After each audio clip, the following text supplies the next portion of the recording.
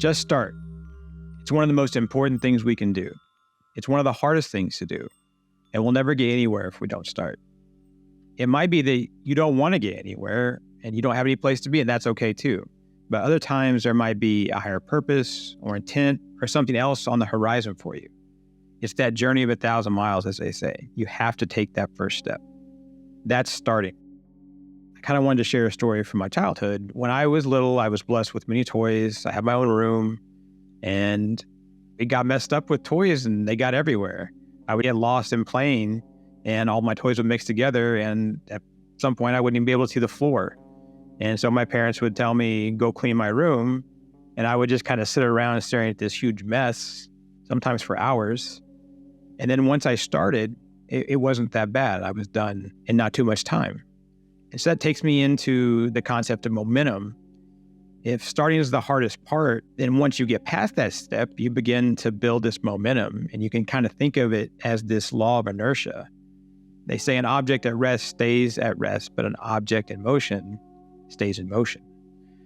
And if the universe is always in motion, then don't just sit at rest while the whole world moves around you. Amazing things happen when you start. And if you stop, start again. Think about what drives you. What are you starting for? Why do you want to start? Maybe it's something you don't want to do, but you know that you need to do it. So will you be relieved if you start this thing? Will you be excited to start it? If you do this thing that you don't want to do, does maybe this other thing suddenly seem closer and easier now that you have that out of the way? Think of it like a prison escape. Just break out. So you've got these cycles that you're living. The Hindus call it your samsaras. And so you're living in this self-constructed prison, and that's all it is. It's just bars in front of you, but it's two-dimensional. All you've got to do is walk to one side, and you can go wherever you want. You really are bound by nothing. And you might be thinking, that's ridiculous. I'm bound by all this stuff, all this junk. But that's only yourself that you're dealing with. And at the same time, yourself with a capital S, that self inside, it can guide you through it. But you have to start. And maybe you're a little bit frozen by the paradox of choice. The sheer number of options available, they can be paralyzing. And sometimes it's not the fear of starting, but the overwhelming number of paths to choose from. So which path is you? Which path takes you down on your next adventure? And really, you're the only one that knows this. Nobody else can tell you. And if you're facing this, sit down, reflect on it, and think about what's most important to me. And then take your first step down the path that you choose. And then do it with a sense of resolve and even a sense of calm. That means that starting will set you free. It tells the universe that you can, that you will, and that you're moving towards meeting the universe at least halfway. And big things happen when you meet the universe halfway.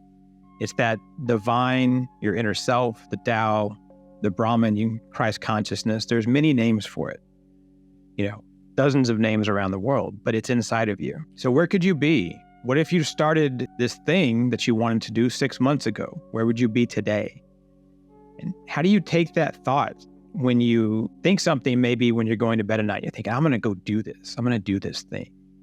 And then the next morning, it fades into a reality. How do you make that into an action? How do you take it and say, I'm going to actually do this. I'm going to make it a reality.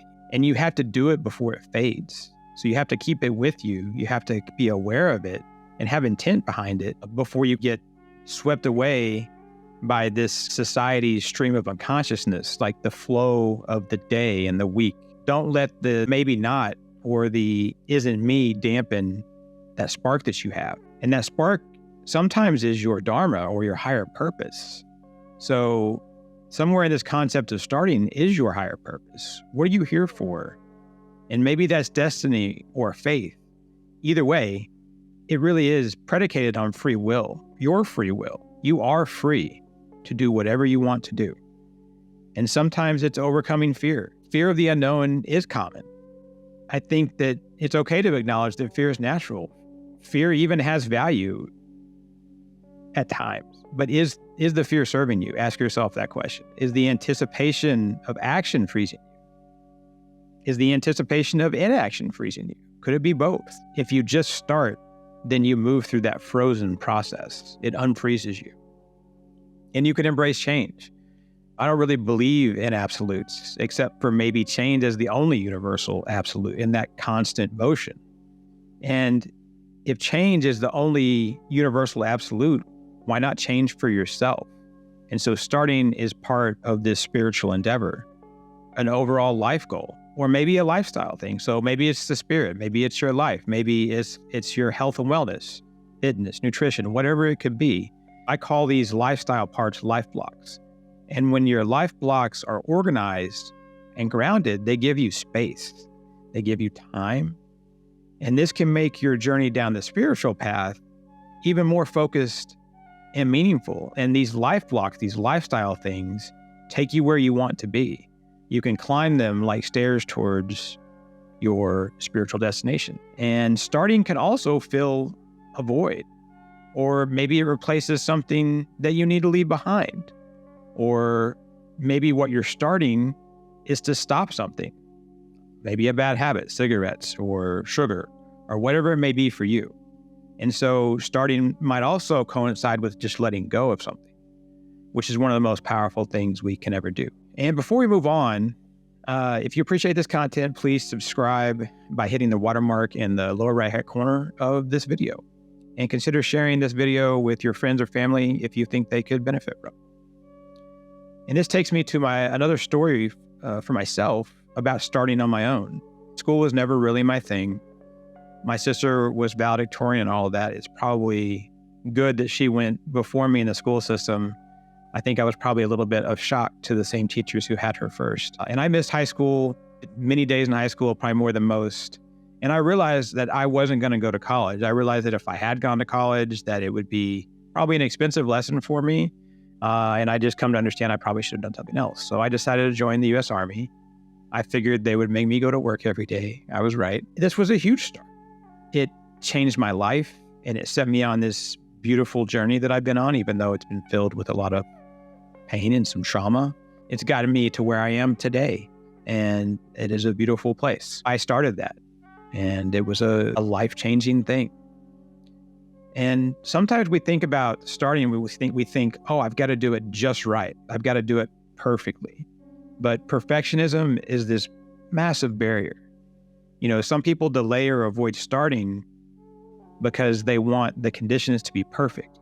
Perfect doesn't exist as a path. Perfection may be something deep inside of you, this universal oneness. So you can be in touch with that perfection inside and that oneness of the universe, but also know that your path in this reality that we're living in this world, it's not going to be perfect. It can still be good. It can still be great. And those imperfections, then you learn from your mistakes along the way. You have this knowledge, you have these experience, and you become wise because that knowledge through experience becomes wisdom. And think about the ripple effect, like throwing a pebble into a pond. And that's one small action that can start and lead to ripples of change. And then you improve these various aspects of your life and maybe influence the world and others around you just from starting. We think about regret or opportunity together. I'm reflecting on people regret the things they didn't do more than the mistakes they made. So starting can be a way to become who we are and to not have those regrets later on in life of not having done that thing that we wanted to do. And that goes into taking care of yourself.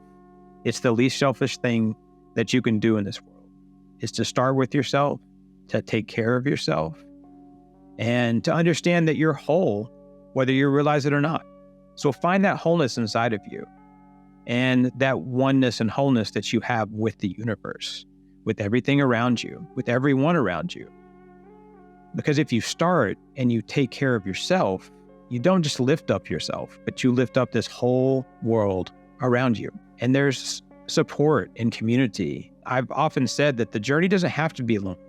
So find the support of a person or a community that can help you start or help you stick to the path after you've started.